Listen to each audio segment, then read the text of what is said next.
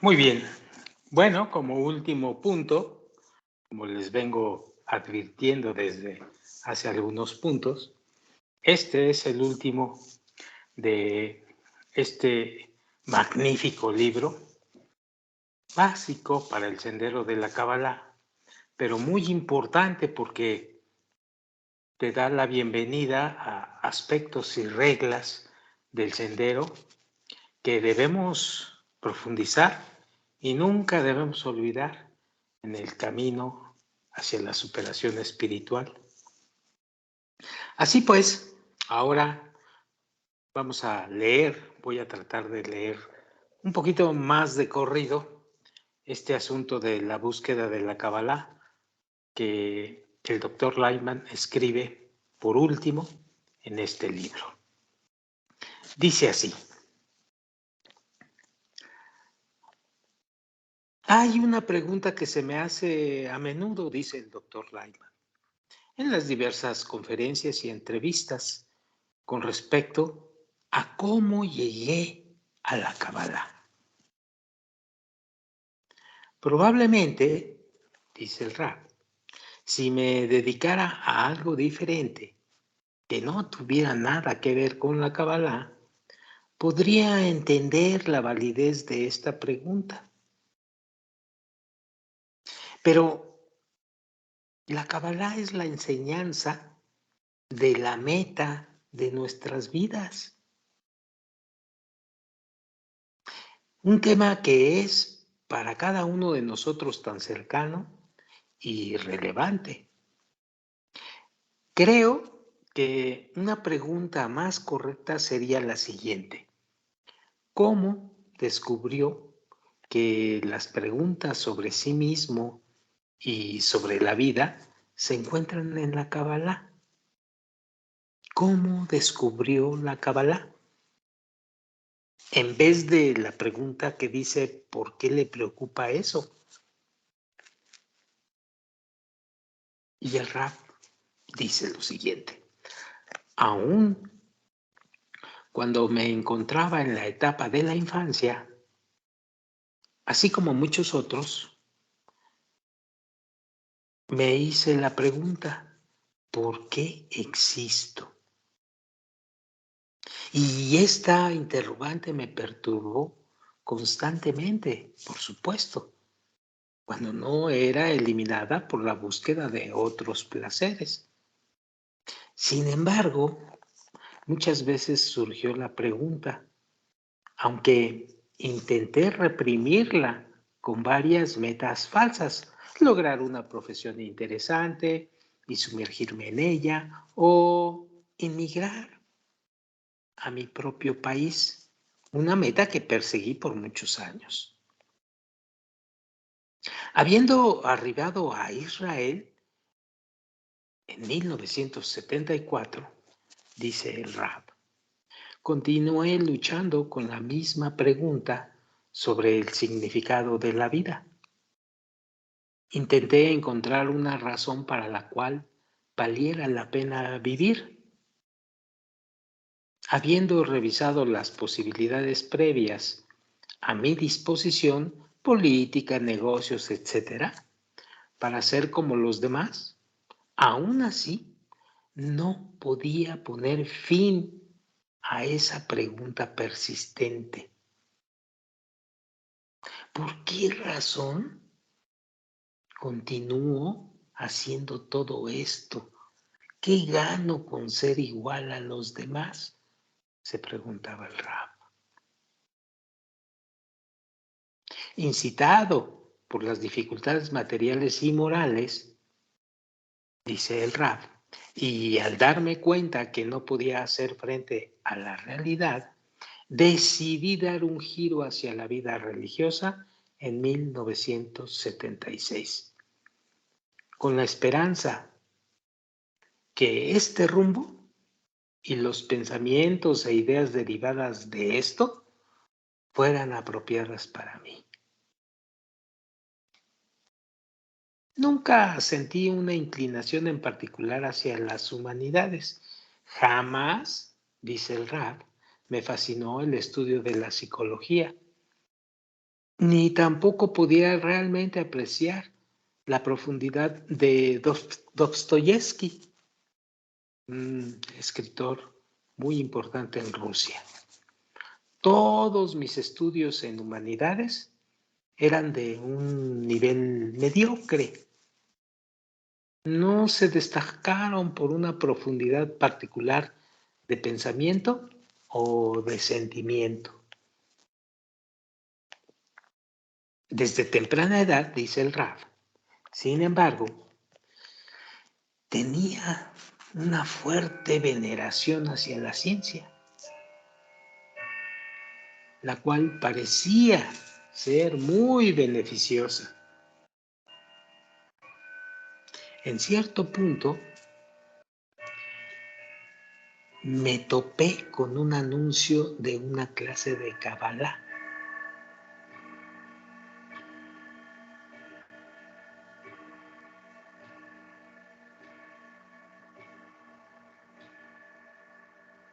Me anoté inmediatamente y me sumergí en ella con el entusiasmo habitual.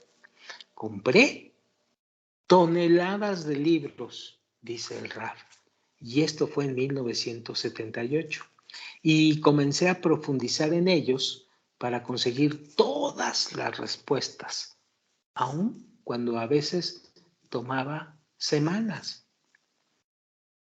Por primera vez en mi vida fui afectado hasta la médula y entendí que este era mi área de interés, porque se ocupaba de todos los temas que me habían estado afligiendo por años. Así pues, empecé a buscar profesores auténticos. Busqué por todo el país y tomé muchas clases. Ya estaba en Israel el Rab aquí. Pero de alguna manera, una voz interna seguía diciéndome que todo lo que con lo que me cruzaba no era la Kabbalah verdadera, porque no hablaba de mí, sino de algunos temas distantes y abstractos. Al abandonar a todos esos maestros, hice que uno de mis amigos se interesara en el tema. Juntos pasamos tardes estudiando todos los libros de Kabbalah que pudimos encontrar. Esto continuó así durante meses. En una fría noche lluviosa de invierno, en el año 1980, en lugar de sentarnos a sudar la gota gorda, como de costumbre, con el estudio de Pardes Rimonim y Tal Orot, por desesperación y ante mi propia sorpresa, les sugerí a mi compañero que fuéramos a buscar un maestro en la ciudad de Bnei Brak, ahí a un ladito de Tel Aviv. Lo justifiqué argumentando que si encontrábamos un maestro, sería conveniente asistir a las clases allí. Antes de ese día había visitado Bnei Brak solo 2 o 3 veces en mi búsqueda de libros de Kabbalah. Esa tarde, en Bnei Brak, fue igual de fría, lluviosa y con mucho viento. Al llegar al cruce de las calles Rabbi Akiva y Hasson Ish, abrí la ventana y pegué un grito a un hombre al lado de la calle vestido con un atavío negro y largo. Y le pregunté, ¿podría decirme dónde se estudia Kabbalah por aquí? Para la gente que no está familiarizada con la atmósfera y la sociedad del barrio religioso, debo explicar que mi pregunta sonaba extraña, por no decir más. La Kabbalah no se impartía en ninguna institución, ni en las academias rabínicas o yeshivot, como se les conoce. Rara vez, dice el Rab, alguien habría tenido la audacia de declarar que tenía un interés en la Kabbalah. Pero el extraño al otro lado de la calle, sin un leve indicio de sorpresa, me dio una respuesta. De vuelta a la izquierda. Continúe hasta que llegue a una plantación de cítricos. Allí usted verá una sinagoga y allí enseñan Kabbalah. Al llegar al lugar descrito encontramos un edificio oscuro. Después de entrar, notamos que había una mesa larga en un cuarto lateral. Había 4 o 5 hombres de barba blanca en la mesa. Me presenté y expliqué que éramos de la ciudad de Rehobot. Rehobot es otra ciudad que está como a una hora y media de Tel Aviv. Que éramos de la ciudad de Rehobot y que deseábamos aprender Kabbalah. El más anciano, que estaba sentado en la cabecera de la mesa, nos invitó a unirnos a ellos y sugirió que podríamos abordar cualquier tema después de que la clase terminara. Luego, la clase continuó con la lectura semanal del capítulo del libro del Zohar, con los comentarios del Sulam y con atenuación de palabras y medias frases en Yiddish, que es un dialecto judeo-alemán, como gente que se entendía mutuamente en un golpe de vista, viéndolos y escuchándolos, llegué a la conclusión, dice el Rab, que este grupo estaba simplemente pasando el tiempo hasta su vejez. Y si nos apresurábamos, aún podríamos encontrar otro lugar para estudiar la Kabbalah esa misma noche. Sin embargo, mi amigo me detuvo, declarando que él no podría comportarse de manera tan descortés. Unos minutos después, se acabó la clase y el hombre más anciano, habiendo establecido quiénes éramos, pidió nuestros números telefónicos. Dijo que iba a pensar a quién podría sugerirnos como maestro y que nos contactaría posteriormente. Estuve muy reacio, dice el Rab, incluso a dar mi número de teléfono, pensando que este esfuerzo era la misma pérdida de tiempo que todos los intentos anteriores que habíamos realizado. Al darse cuenta de mi desgano, mi amigo dio su número de teléfono. Nos despedimos con un adiós y nos fuimos.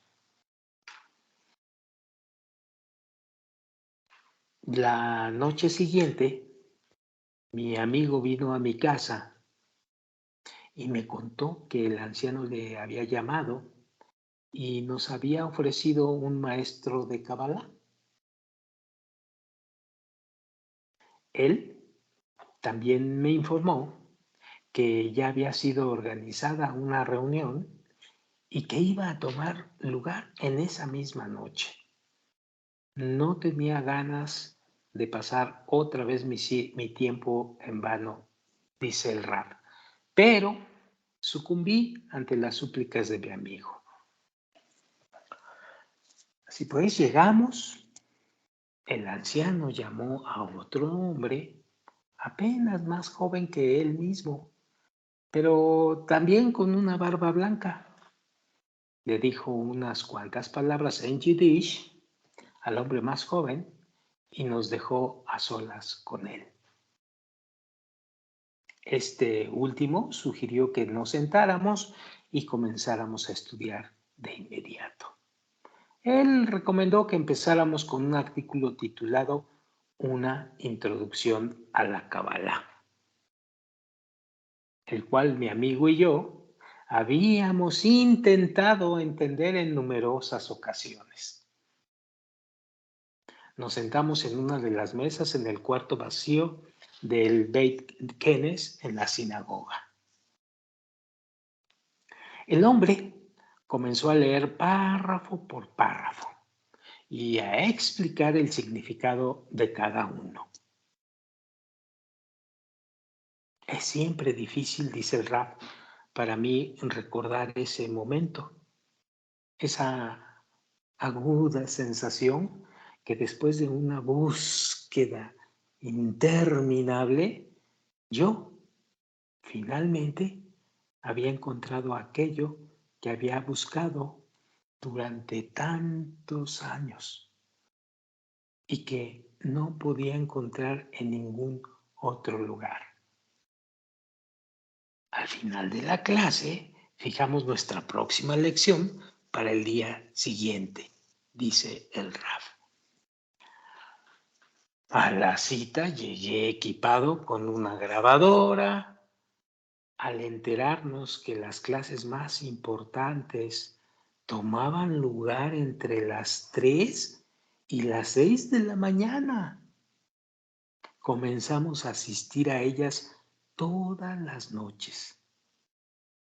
También, dice el Rab, acudimos a los banquetes mensuales para celebrar la luna nueva y, como todos los demás, contribuimos con nuestras donaciones mensuales.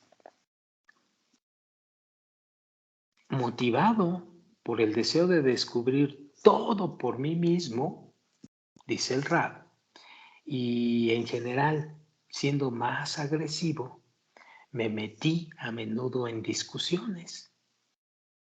Toda la información sobre nosotros constantemente fluía hacia el anciano de mayor autoridad, quien, según resultó, preguntaba bastante a menudo acerca de nosotros.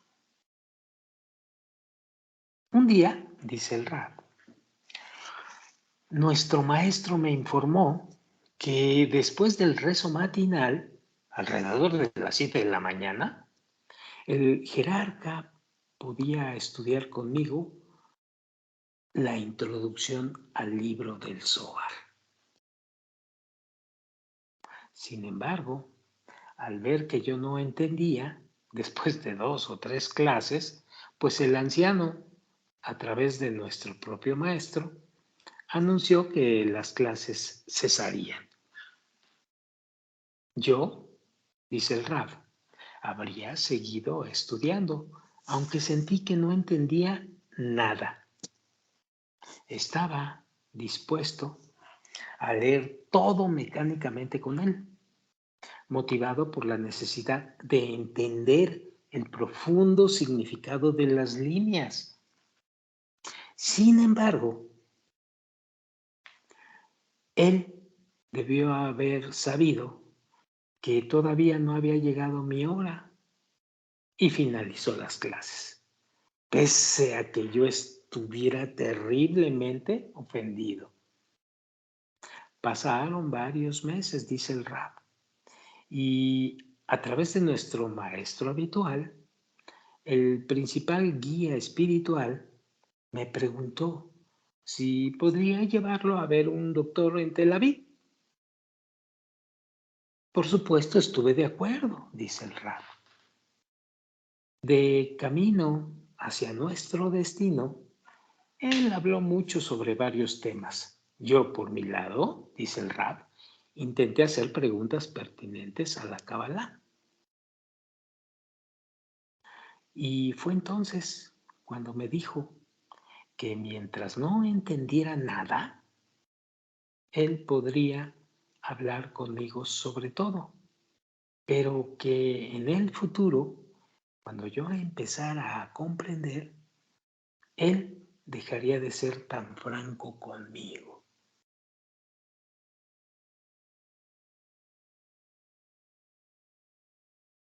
Sucedió tal como lo describió, dice el Rab. Por años, en vez de respuestas, oía el mismo comentario. Ya tienes a quien preguntarle, dando a entender al Creador, como si dijera, exige, pregunta, implora, haz lo que quieras, dirige todo hacia Él y demanda todo de Él.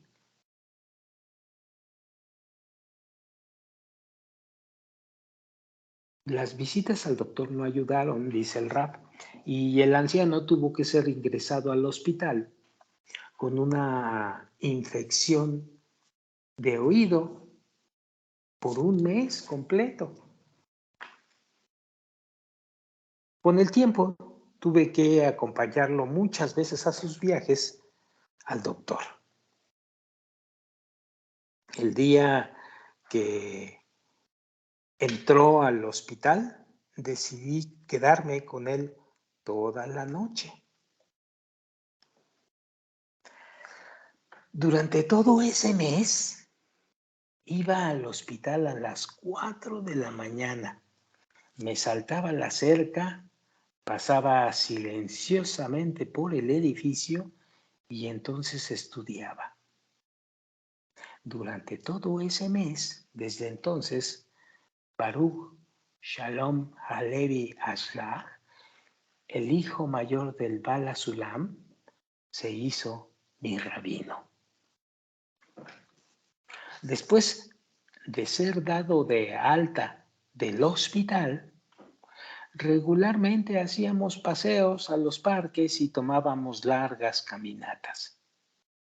Al regresar de estos viajes, me sentaba y anotaba febrilmente todo lo que había escuchado de él. Estos paseos frecuentes, durante 3 o 4 horas al día, con el tiempo se fueron transformando en un hábito.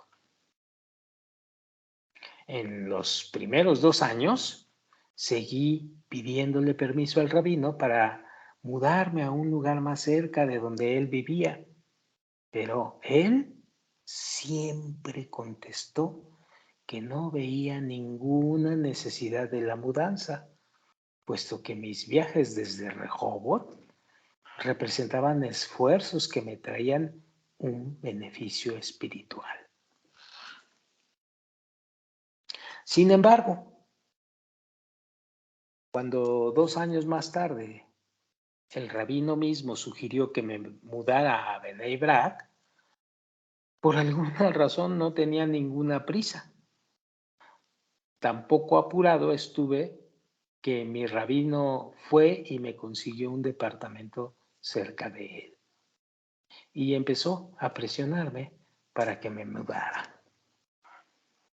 Aún viviendo en Rehoboth, pedí permiso a mi rabino para impartir varias clases en uno de los lugares donde algún tiempo atrás había asistido y había conocido otra gente que intentaba estudiar Kabbalah. Él lo recibió las novedades sin gran entusiasmo, pero luego me preguntaba sobre mis clases.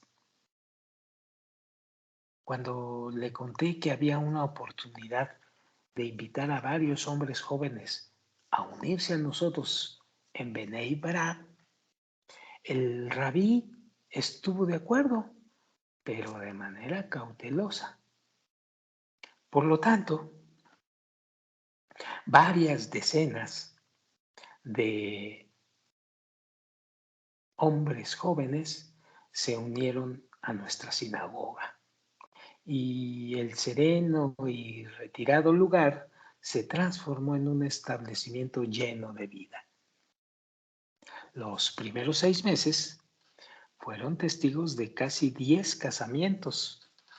La vida del rabino, todos sus días, recibieron un nuevo significado. Estaba encantado por la afluencia de gente que quería estudiar Kabbalah. Nuestro día generalmente comenzaba a las 3 de la mañana. Un grupo de estudio tomaba lugar hasta las 6 de la mañana y luego un rezo hasta las 7 de la mañana. Todos los días, de 9 a 12, hacíamos viajes al parque o al mar. Al regresar, me iba a casa para trabajar. De 5 a 8 de la noche, seguíamos estudiando, haciendo un intervalo solamente para los rezos. Luego partíamos y nos reuníamos nuevamente a las 3 de la mañana. Esta rutina continuó por años.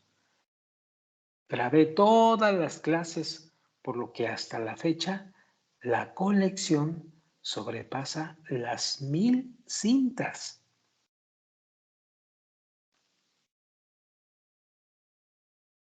En los últimos 5 años, a partir de 1987, mi rabino decidió que sería muy buena idea que viajáramos a Tiberíades cada 2 semanas por un par de días.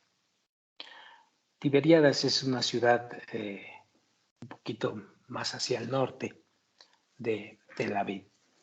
Bueno, estos viajes, los cuales nos apartaron a todos los demás, nos hicieron acercarnos. Sin embargo, con los años, la percepción de la brecha espiritual que nos separaba llegó a ser mayor en mí, aunque no sabía cómo superar eso. Percibí claramente esta brecha cada vez que lo veía experimentar regocijo ante la más leve posibilidad de eliminar alguna necesidad física. Para él, una resolución tomada se convertía en una ley, en donde el cronograma y el horario eran seguidos con rigurosidad, independientemente de la fatiga o enfermedad.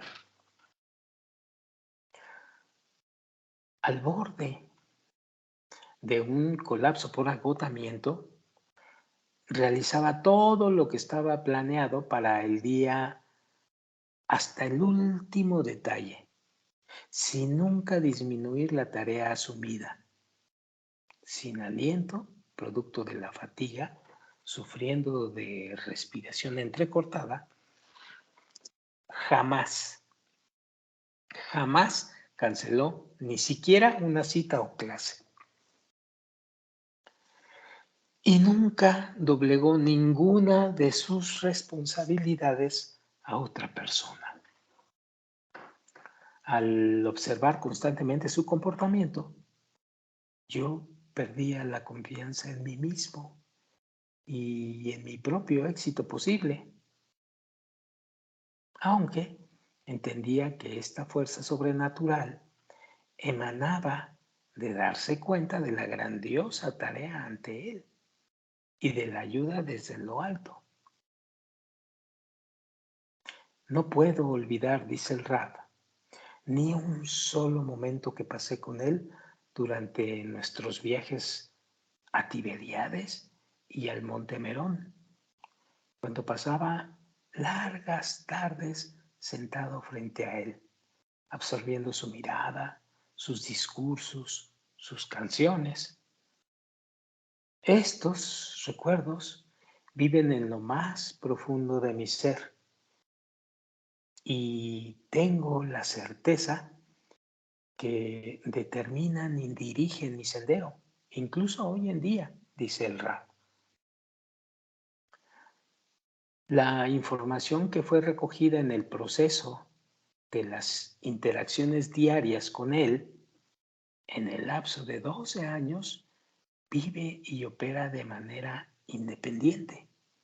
Muy a menudo mi rabino externaba algo ininteligible después de un discurso, agregando a veces que decía la frase para asegurar que lo dicho entrara en el mundo, viviera y funcionara en él. Debido a que las reuniones en grupo han sido practicadas por los cabalistas desde épocas antiguas, le pedí al rabino que organizara tales grupos para los recién llegados y que delineara el plan de esas reuniones en forma escrita. Esto condujo a las escrituras semanales de sus artículos, los cuales continuó haciendo casi hasta sus últimos días. Como resultado, nos dejaron un legado de varios volúmenes de material extraordinario, los cuales, junto a las grabaciones que hice a lo largo de los años, pues abarcan una gran colección de comentarios y explicaciones sobre toda la Kabbalah. Esta información puede ser transferida solamente de un cabalista a otro, quien debe estar en un nivel espiritual igual o superior. Es imposible transmitir la misma información a una persona que todavía no ha alcanzado el nivel espiritual correcto o que todavía no ha sido introducida a los reinos espirituales. Porque esa persona carece de los instrumentos necesarios de percepción. Algunas veces el maestro puede recurrir a una elevación espiritual artificial del alumno al nivel espiritual del maestro por medio de la pantalla del maestro, que en hebreo se llama masaj. En este caso, el alumno puede hacerse la idea sobre la esencia de las fuerzas y acciones espirituales, a fin de pasar la información a los que todavía no han ingresado en el reino espiritual, pues se emplean los medios estándares para transmitirla. El texto impreso, la oratoria, el contacto directo o el ejemplo personal. La música representa o presenta un tipo más abstracto para la transmisión de la información.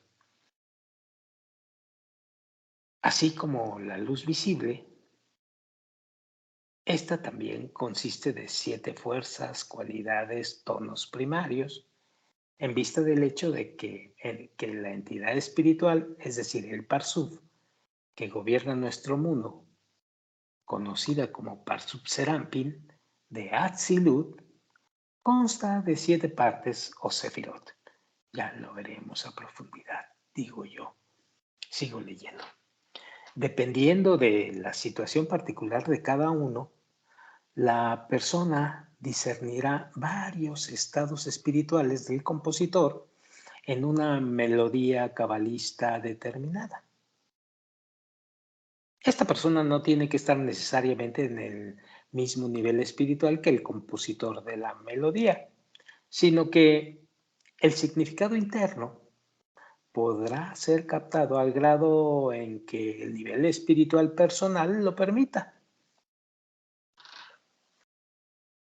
En los años 1996, 1998 y 2000, 3 discos compactos de la música de Bala Sulam y del Rabash fueron grabados y publicados. Las melodías se presentan tal como el Rab Dr. Michael Lightman las escuchó de su rabino, el Rabbi Baruch Ashlag, el Rabash. Algunas de ellas fueron compuestas para textos de salmos, mientras que otras se originaron de fragmentos de nuestros libros. En los días de la celebración del Rosh Hashanah o del Año Nuevo, mi rabino repentinamente se enfermó, dice el rab, y empezó a sentir presión en el pecho. Únicamente después de una larga persuasión, accedió a que se le realizara un examen médico. Los doctores no encontraron nada malo, pero temprano en la mañana, en el 5º día del mes de Tishrei, en el año 5752 hebreo, que es el 1991 para el mundo, falleció.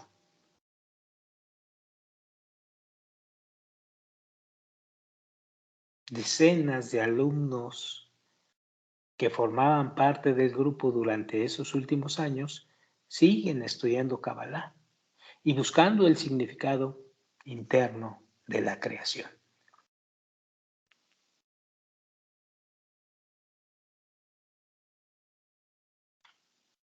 Además de las palabras, los sonidos de las melodías llevan una gran cantidad de información cabalística.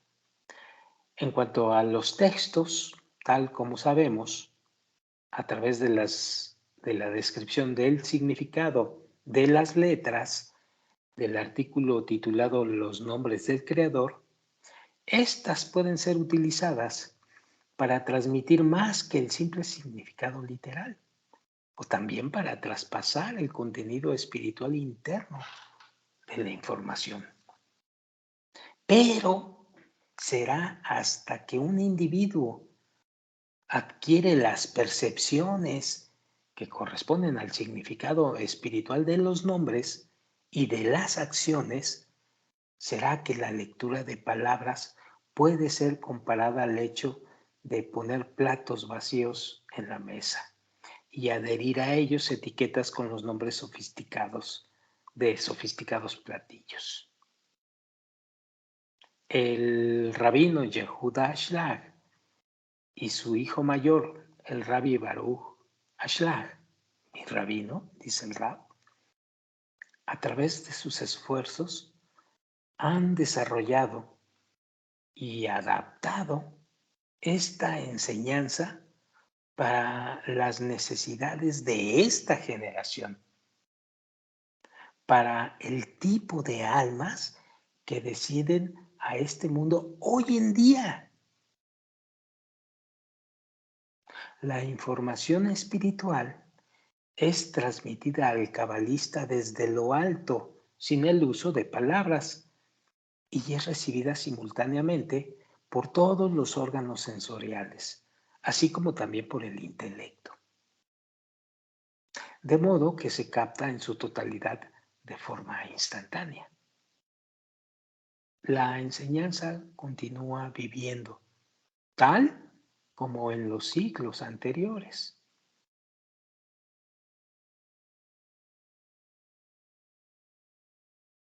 Muy bien.